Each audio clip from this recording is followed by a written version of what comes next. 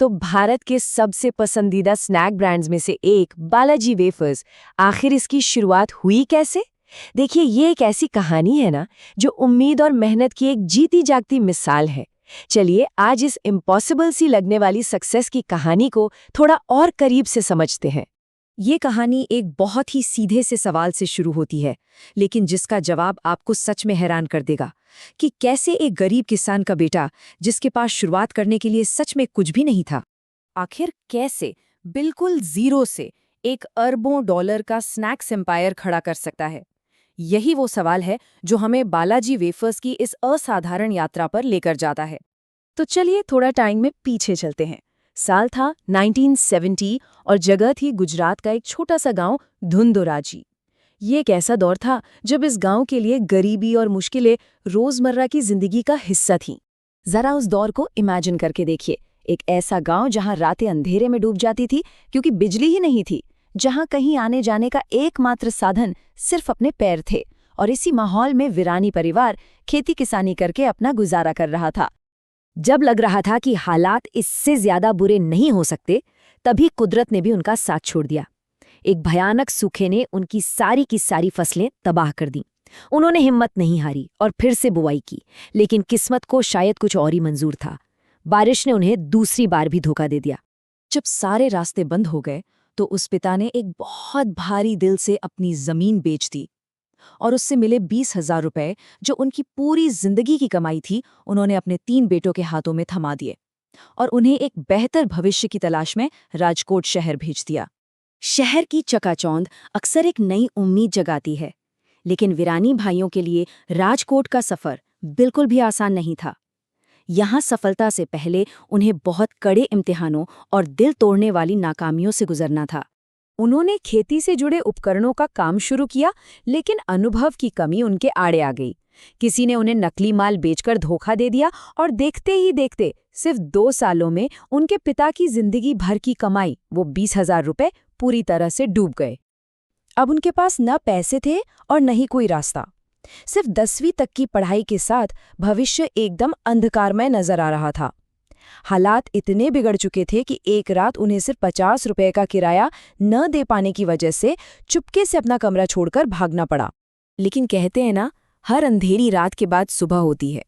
चंदू भाई वीरानी को astro cinema की कैंटीन में एक छोटी सी नौकरी मिली। उन्हें उस वक्त जरा भी अंदाजा नहीं था कि ये मामूली सा मौका उनकी पूरी जिंदगी बदलने वाला है। और यहीं पर चंदू भाई ने सफलता का अपना पहला और सबसे जरूरी सबक सीखा। उन्होंने हर काम को पूरी लगन से अपनाया, चाहे वो कैंटीन में खाना परोसना हो या सिनेमा हॉल की फटी सीटों को सिलना। उनके लिए कोई भी काम छोटा या बड़ा नहीं था। हर काम एक पवित्र जिम्मेदारी की तरह था। कैंटीन में आलू के वेफर्स बहुत पॉपुलर थे, लेकिन उनके सप्लायर्स के साथ हमेशा एक ही समस्या थी।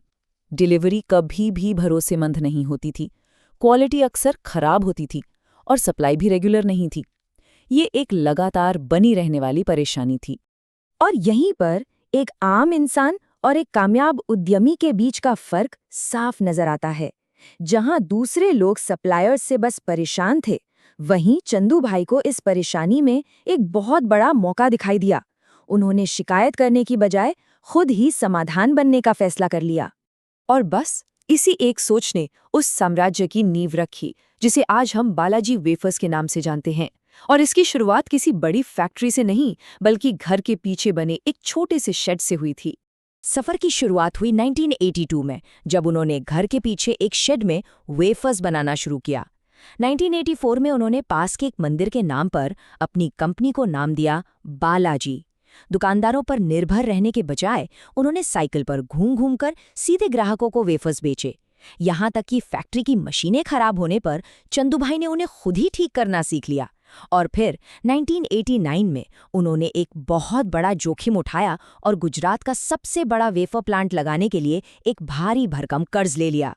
उनकी कामयाबी का राज एक बहुत ही सरल लेकिन पावरफुल सोच में छिपा था। बिक्री नहीं, सेवा। इसका मतलब ये था कि उनका मकसद सिर्फ अपना माल बेचना नहीं था, बल्कि ग्राहकों को वो देना था जो वे सच में चाहते थे। वो मानते थे कि अगर प्रोडक्ट में दम है तो ग्राहक खुद ब खुद खिंचे चले आएंगे। और ये फिलॉसफी सिर्फ उनके बिजनेस मॉडल तक ही सीमित नहीं थी। उन्होंने ये पक्का किया कि सप्लाई चेन में हर कोई, किसानों से लेकर डिस्ट्रीब्यूटर्स और कर्मचारियों तक, खुश और संतुष्ट रहे।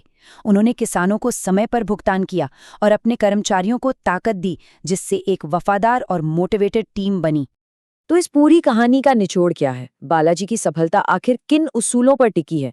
चलिए उन मेन सबकों को समझते हैं जिन्होंने इस कंपनी को इतना बड़ा बनाया। उनकी सफलता को इन 5 मंत्रों में समेटा जा सकता है। पहला, हर काम को सम्मान देना, चाहे वो कितना भी छोटा क्यों ना हो। दूसरा, मुश्किलों में उलझने की बजाय उनमें मौके तलाशना। और सबसे जरूरी, हमेशा सेवा को बिक्री से ऊपर रखना। यही वो सिद्धांत हैं जिन्होंने बालाजी को इस मुकाम तक पहुंचाया है। इस फिलॉसफी का नतीजा क्या निकला? देखिए, आंकड़े खुद ही पूरी कहानी बयां करते हैं। 20,000 रुपए की पूंजी से जो सफर शुरू हुआ था, वो आज 60 अरब रुपए के सालाना कारोबार तक पहुंच चुका है। और 3 भाइयों से शुरू हुई ये कंपनी आज 7,000 से ज्यादा लोगों को रोजगार देती है। और आखिर में उनकी सफलता का एक बहुत बड़ा हिस्सा टीम वर्क और करुणा के प्रति उनका कमिटमेंट है। वो रामायण से प्रेरणा लेते हैं, जहां करुणा ने सभी को एकजुट रखा, महाभारत के विपरीत जहां लालच ने विनाश किया। उनका मानना है कि हर किसी की ताकत का इस्तेमाल होना चाहिए, क्योंकि एक साथ काम करके ही महानता हासिल की जा सकती है। बालाजी की कहानी हमें एक बहुत जरूरी सबक सिखाती है। जिंदगी के सबसे बड़े मौके अक्सर सबसे बड़ी मुश्किलों का भेस बदलकर ही आते हैं। तो अब सवाल ये है कि हमारी अपनी जिंदगी में ऐसी कौन सी मुश्किलें हैं जिनमें शायद एक सुनहरा अवसर छिपा हुआ हो?